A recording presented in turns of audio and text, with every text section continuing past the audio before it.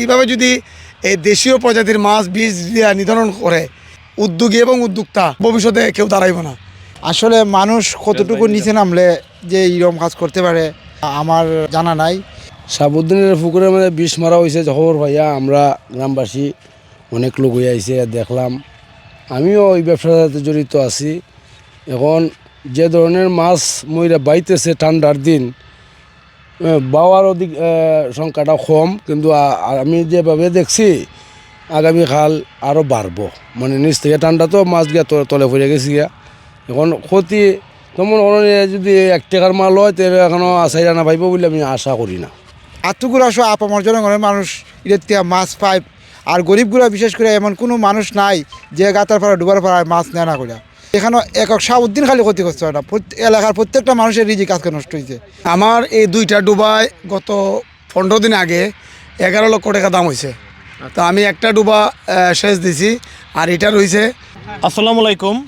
আসলে মানুষ কতটা খারাপ ফলে এই কাজটা করতে পারে। গত বছরও এই জায়গাতে দাঁড়িয়ে একটা ভিডিও করছিলাম, সেম ঘটনা, যে এই পুকুরে যেখানে লক্ষ লক্ষ টাকার মাছ রয়েছে, এই পুকুরে ওনার নিজের ফিশিং প্রতি বছরে একবার উনি মাছ চাষ করে, যেখানে কয়েক লক্ষ টাকার মাছ রয়েছে। গত বছরও কিন্তু এই পুকুরে যে বিষ দিয়েছে, এই বছর আবার ওনার চাষ করে পুকুরে বিষ মানে ফেলেছে, যাতে মাছগুলো ওনার মানে মরে যায়।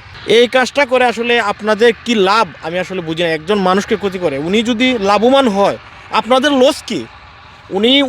উনাকে লস করে আপনাদের লাভ কি? আমি আসলে এই জিনিসটা আমি জানি না। আপনারা যারা ভিডিওটা দেখতেছেন আপনারা অবশ্যই এই প্রতিবাদ করবেন। আমি কথা বলবো এই ফিশারির যিনি মালিক, বানিয়াচং উপজেলার সুবিদপুর ইউনিয়নের আতুগড়া গ্রামের শাহাবুদ্দিন আকন্জি, উনি এই পুকুরে মাছ চাষ করেছেন, এই পুকুরের মালিক উনি, ওনার সাথে কথা বলবো। আসসালামু আলাইকুম। একটু বলেন কিভাবে আপনি ক্ষতিগ্রস্ত হয়েছেন? আমি কৃষি এবং ফিশিংয়ের সাথে জড়িত আজকে কয়েক বছর যাবৎ। তো আমি গত বছরও আপনারা জানেন যে আমার এটার মাঝে বিষ দিয়ে অনেক মাছ নিধন করছে। তো এই বছর এই মুহূর্তে আমরা হঠাৎ করে খবর পাইলাম যে কেন প্রচুর মাছ পানির নিচ থেকে বাইসে উঠতেছে।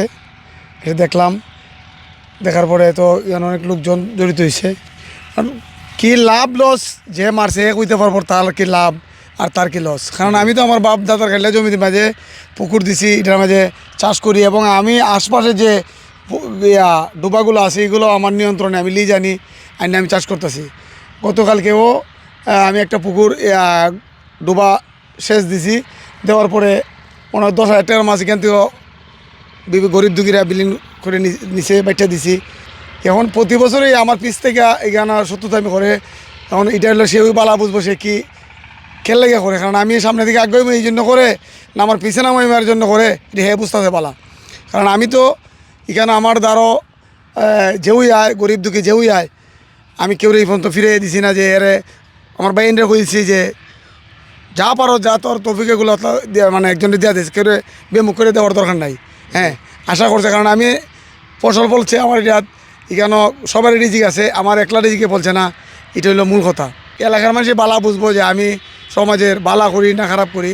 এটা যারা আমার পিছে লাগছে, এখানে আমার যে বিশ্বাস বর্তমানে যেটা হইতেছে, আমার অনেক বড় একটা গ্যাং আমার পিছে কাজ করতেছে আমার পিছে, যেখানে চাইতেছে যে আমারে যে কোনোভাবে এটারে আমার এখান থেকে আউট করা লেগে। কিন্তু আল্লাহ যদি এখানেও উপরি দিকে টান্না তুলে এখন বন্ধা তো নিচে দিয়ে কিছু করার নাই, আমি এটি একমাত্র আর কিছু করার নাই।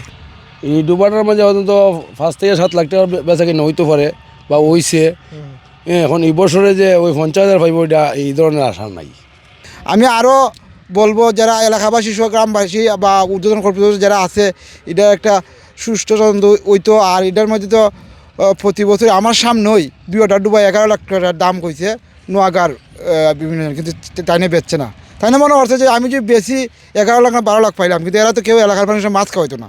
কিন্তু শাহাবুদ্দিন ভাই তো একলা হল তৈরি গরিবগুলো যারা আছে একটা আশা থাকে এই হিসাবে বাইরে বেচছি না। কিন্তু এখন যে অবস্থা দেখতে আছে যেভাবে মাছ বাইছে, আমি আশা করি না মনে হয় এটার মধ্যে আর তেল ইস্তেপারে তেলের দামও পাইব।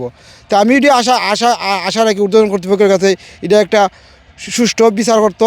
আর গতবারও মারছে, এইবারও মারছে।